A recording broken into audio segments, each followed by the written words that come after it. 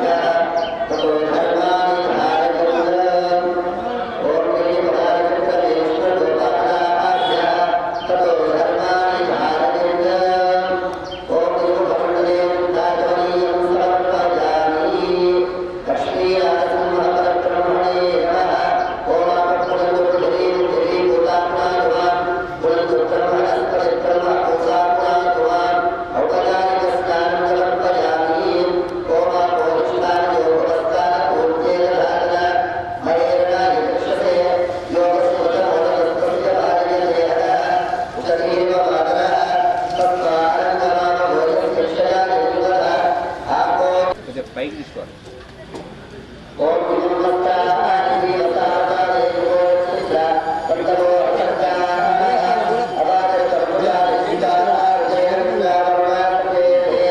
Krishna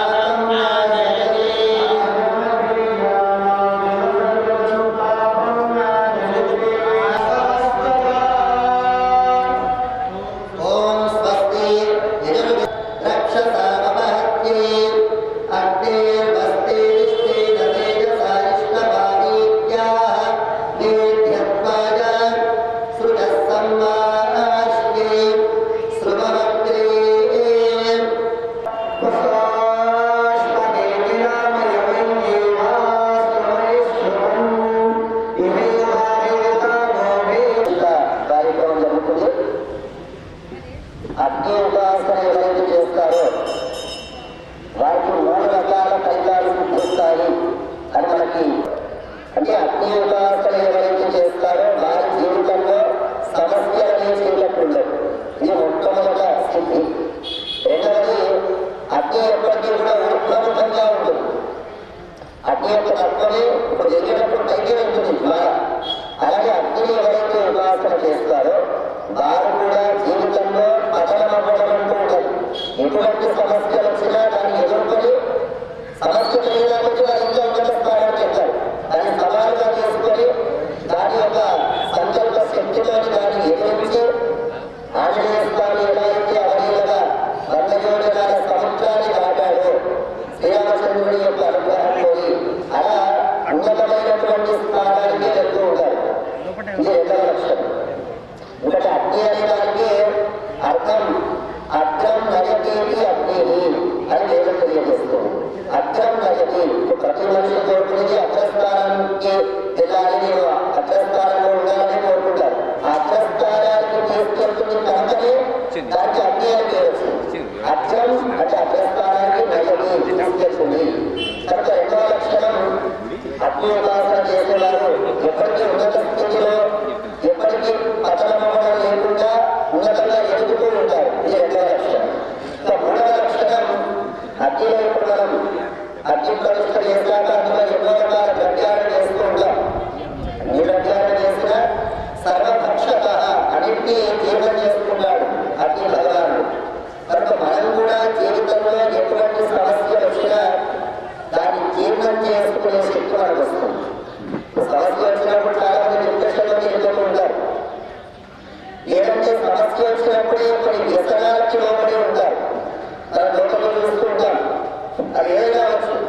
ఒక సమస్య వచ్చినప్పుడు అయితే తమోగుణంలోకైనా వెళ్తాడు, లేదంటే రజోగుణంలోకైనా వెళ్తాడు. ఉదాహరణకి ఒక తీవ్రమైనటువంటి బాధ ఏర్పడినప్పుడు దాన్ని తట్టుకోలేక నిద్రపోతారు. కనీసం నిద్రపోతైనా కానీ ఆ సమస్య మర్చిపోతాము. కానీ నిద్రపట్టని స్థితి ఏర్పడుతుంది. అప్పుడు కొన్ని వేదాలు మొట్టమొదటి 4 వేదాలలో మొట్టమొదటి వేదం ఋగ్వేదం. ఆ ఋగ్వేదం అగ్నిపురోహితం యజ్ఞస్యాదేవ ఋగ్వేదం కోతాహారం రత్నధాతారం అంటూ ప్రారంభమవుతుంది. ఈ ఒక్క మంత్రం మీదనే మ్యాక్స్ మల్లర్ అనేటువంటి సైంటిస్ట్ ఒక 18 సంవత్సరాలు రీసెర్చ్ చేశాడు. అంటే ఈ మంత్రము యొక్క పూర్తిని బట్టి మానవ మేధస్సుకి అందనటువంటి ఒక దివ్యమైనటువంటి చంద్రోదత్తమైనటువంటి అక్షర సముదాయం వేదంలో ఉంది. కనుక మానవ మేధస్సుకి అందనటువంటి ఒక అతీతమైనటువంటిది వేదము అని తను కూడా కనుక్కున్నాడు. అంత గొప్పది. కనుక అటువంటి వేదమే ప్రారంభమవుతూ అగ్ని శబ్దంలో ప్రారంభమైంది. కనుక అగ్ని ఉపాసన అనేటువంటిది మన సంస్కృతిలోనే ఉంది. మనం చెప్పుకున్నాం వేదంలో, కృష్ణ యజుర్వేదంలో అగ్నిమిత్సద్భారత అనే ఒక మంత్రం ఉంది. ఈ అగ్ని ఉపాసన చేసేటువంటి భారతీయులారా అని అర్థం. ఈ భారతీయుడు అంటే అగ్ని ఉపాసన చేస్తేనే అవుతారు. అంటే భారత అనేది భరత సంబంధం ఉన్న వారికి భారత అని పేరు. భరత అని ఎవరికి పేరు? భగవంతునికి పేరు. భరత అని అగ్నికి పేరు.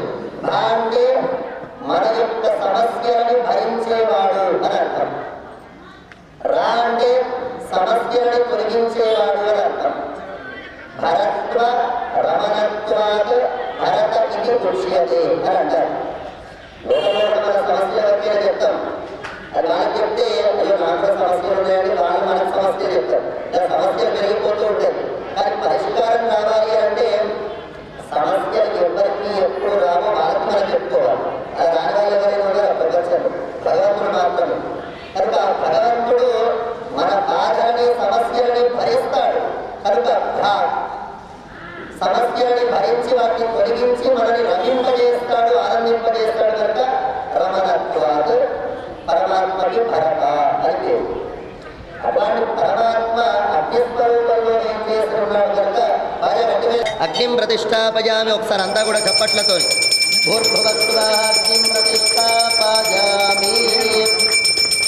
సరిగ్గా అగ్ని ఉపాసన గురించి చెప్తున్నా. ఇప్పుడే అగ్ని ప్రజ్వలన జరిగింది కనుక అటువంటి భరత శబ్దవాచ్యుడు పరమాత్మ. అలానే మనం వేసేటువంటి హవిస్సులన్నీ కూడా స్వామి పరమాత్మ అగ్నిస్వరూపంలో వాటిని భరిస్తాడు.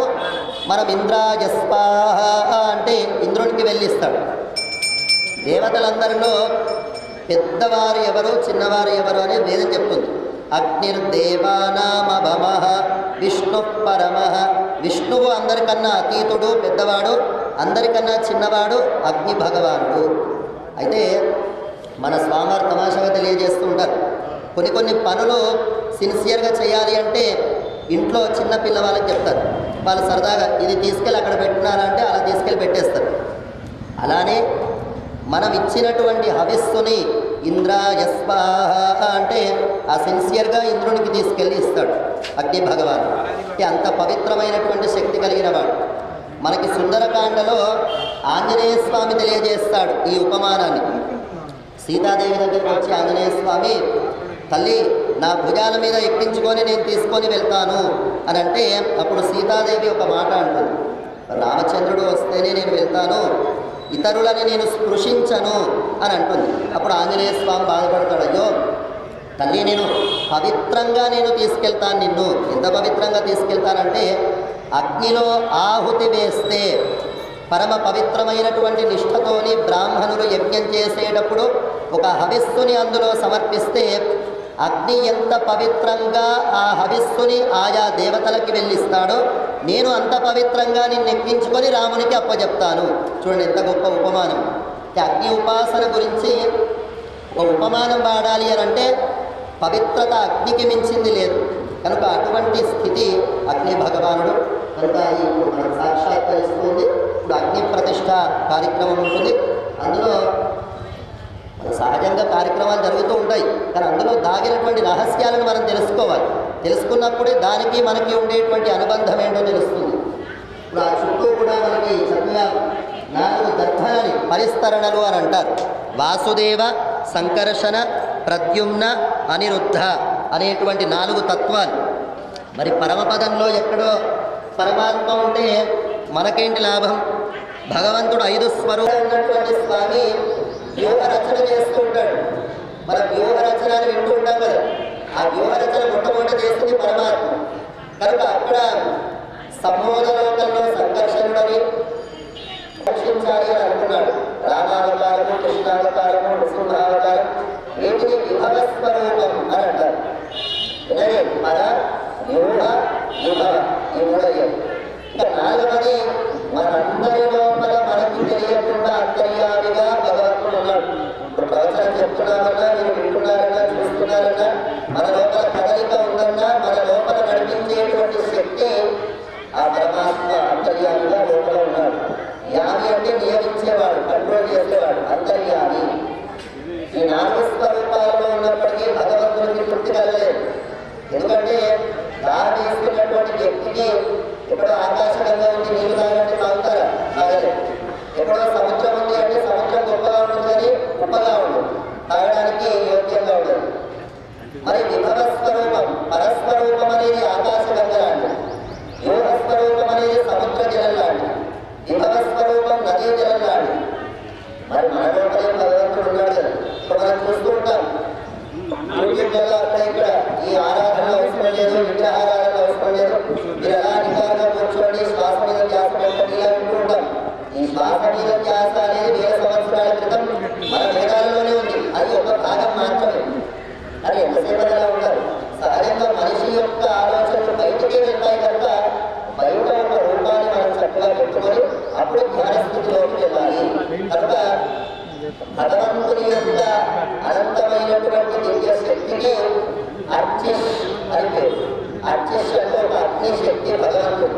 ఆ అర్చిష్ అనేటువంటి శక్తి ఒక విగ్రహం లోపలికి వస్తే దానికి అర్చామూర్తి అని పేరు. దానికి ఆరాధన చేసే ప్రక్రియకి అర్చన అని పేరు. ఆరాధన చేసే వ్యక్తికి అర్చకుడు అని పేరు.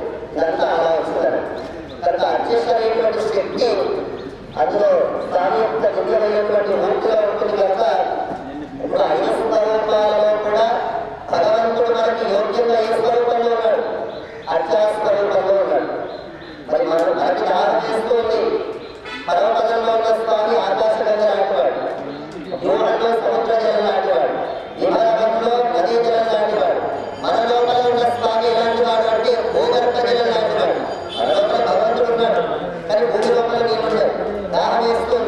అమృతం తాగేట్టుగా ఉంటుంది తాగలేదు.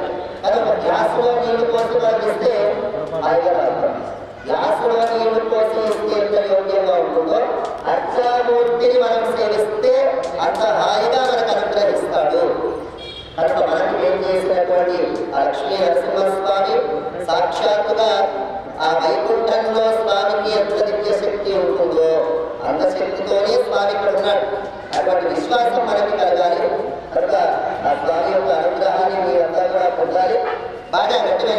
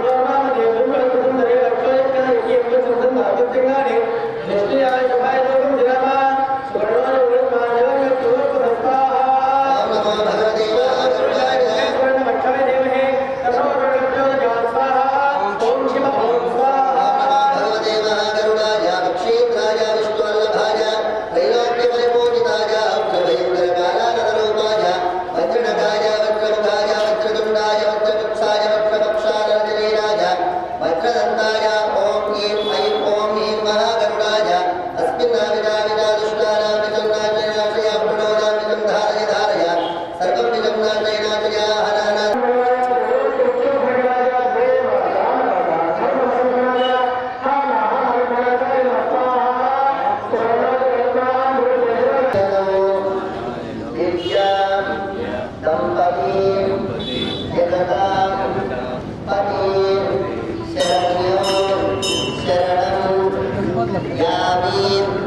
सर्व अभीष्ट फलप्रदौ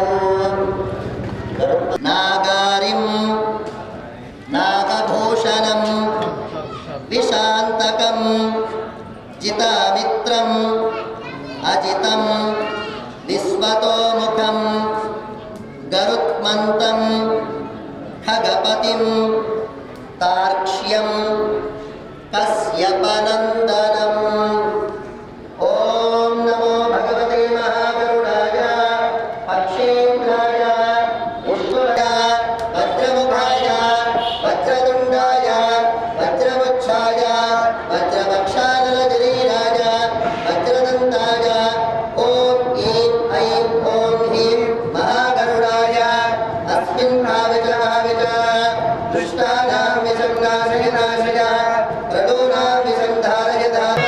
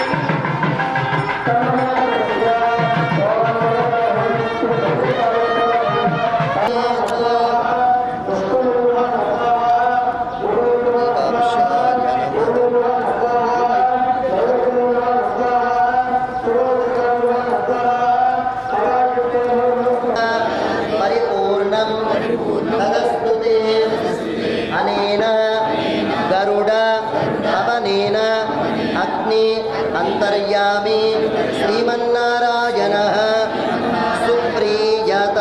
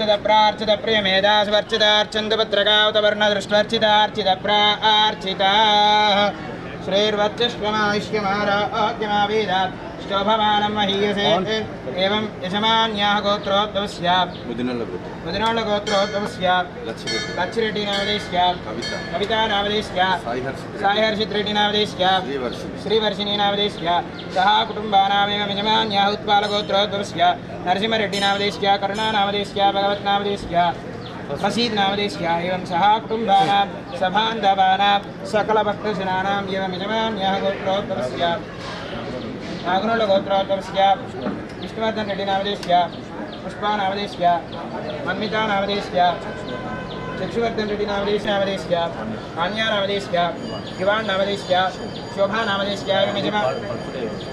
एवं यजमान्याः गोत्रोद्भवस्य गंगाधर गोत्रोद्भवस्य दासरी बाबయ్య नामधेयस्य कृष्णम्मा नामधेयस्य दुर्गा प्रसाद नामधेयस्य सह कुटुम्बानां यजमान्याः सम्पूर्णतः आयुः आरोग्यप्राप्त्यर्थं श्रीमन्नारायण श्री लक्ष्मी नारसिंहस्वामिनः अनुग्रहासिद्ध्यर्थं सकल अभीष्टफलसिद्ध्यर्थं यदोक्तः श्री लक्ष्मी नारसिंहस्वामी देवालयसन्निधेन एकादशकवार्षिक ब्रह्मोत्सव समयेन द्वितीय दिवसे माध्याह्निकाराधन समये यदोक्तः अर्चना कैङ्कर्य पूजां कारयिष्ये ओम नारसिंहाय नमः ओम महासिंहाय नमः ओम उग्रसिंहाय नमः ओम उग्रलोचनाय नमः ओम रौद्राय नमः श्रीवत्सवक्षसे क्षेमं कराय सर्वेशा श्रीरङ्गेशाय मङ्गलं श्रियकान्ताय कल्याणनिधये निधयेत्तिना श्रीवेङ्कटनिवासाय श्रीनिवासाय मङ्गलं लक्ष्म्यालिङ्गितवामाङ्गं करुणावरुणालयं शेषसिंहासनासीनं नृसिंहं भक्तवत्सलं गोविन्द गोविन्द पुष्पमायुष्यमारोग्यमावेदात् शोभमानं महीयसे धान्यं धनं वशं बहुपुत्रलाभं शतसंवत्सरं दीर्घमायुः मनोवाञ्छा मनसिद्धिरस्तुत्यनुकृतमन्तः तथास्तु सकलाभीष्ट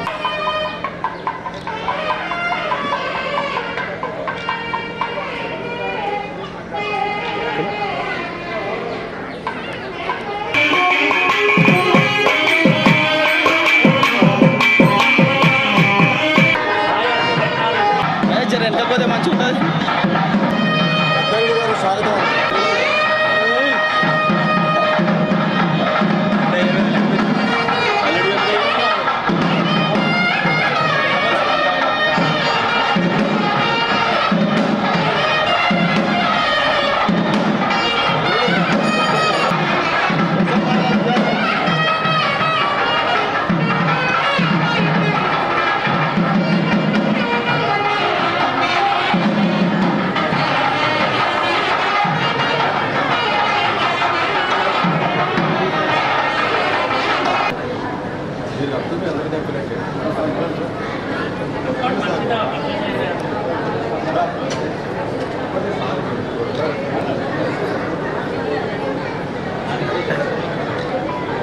నువ్వు జరగదు మొత్తం గిల్లేవాడు జర స్పేస్ జర ఇట్లా వెనక జరవా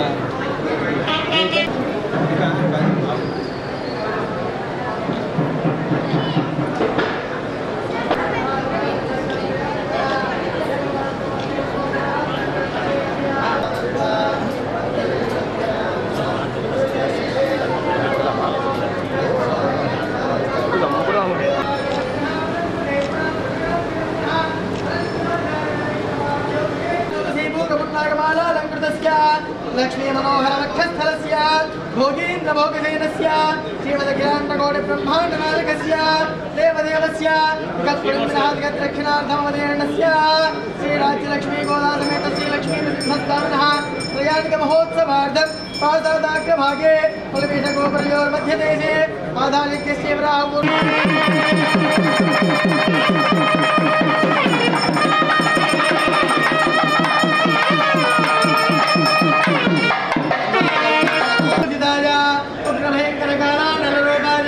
वज्रनखाजा वज्रमुखाजा वज्रदुंडाजा वज्रमुच्छाजा वज्रवक्षाण शरीराजा वज्रदंडाजा ओम ऐं ओम ह्रीं महागरुडाजा अस्मिन् आविश आविश दुष्टानां विषं नाशे नाशय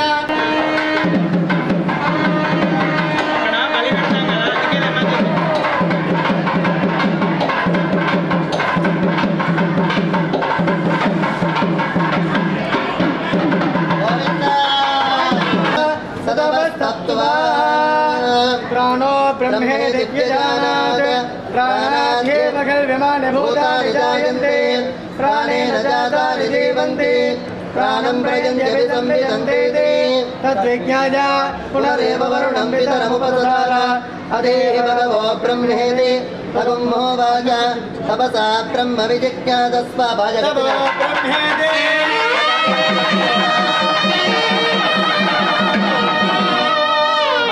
ब्रह्मे दिव्यदानात् मनसाक्येव कल्पिमानि भूतानि जायन्ते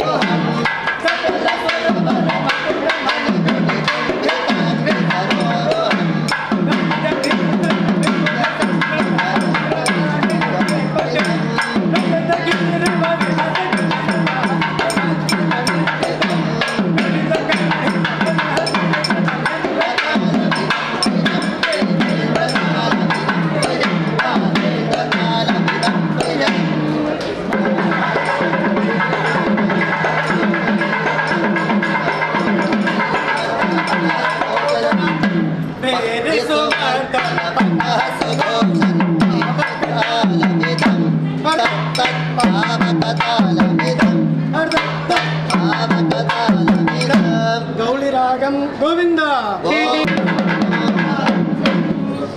काल सुमेनो अजुत